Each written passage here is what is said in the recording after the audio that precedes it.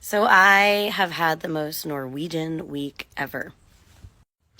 If you're new to learning about Norway, one important thing to know is that even compared to other Scandinavian countries like Sweden and Denmark, which in many ways are considered quite culturally similar, Norway is known as the outdoorsy cousin.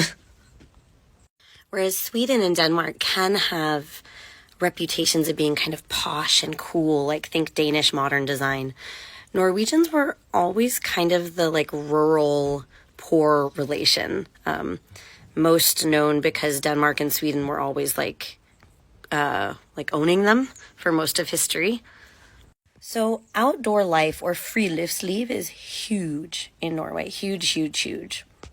It was actually probably the thing I worried about most when we moved here because we were super, super, super indoor people. But it's also a huge reason we moved here because I needed sort of the cultural peer pressure to force all of us in my family out of our comfort zones and getting outdoors more. So the last 48 hours have seen me jumping in a lake the second it got sunny. I mean, you just go. You can't worry about the fact that it might not be sunny for long. You just go. So I rode a paddleboard, got out, jumped off a dock into the lake. Yesterday morning, my husband and I started off the day with this 8-kilometer, that's almost 4.5 miles hike.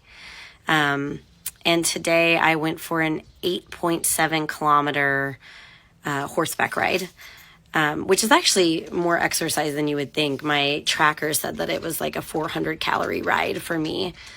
And then we were going to go pick mushrooms, which is like hugely popular in Norway. But there were many, many things that got in the way.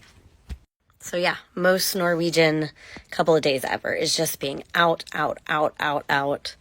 And the coolest thing is that I couldn't have done any of this a year ago. I mean, I rode horses, but like, I was even looking at some old headshots of me that I thought were like really good in the face. But when I look at them now, I'm like so slouched because like my muscle tone was just so much worse.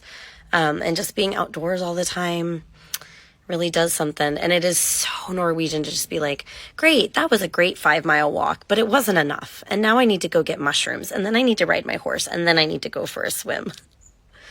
And now I'm about to make kremet pasta because I learned about this as like a basic girl food in Norway.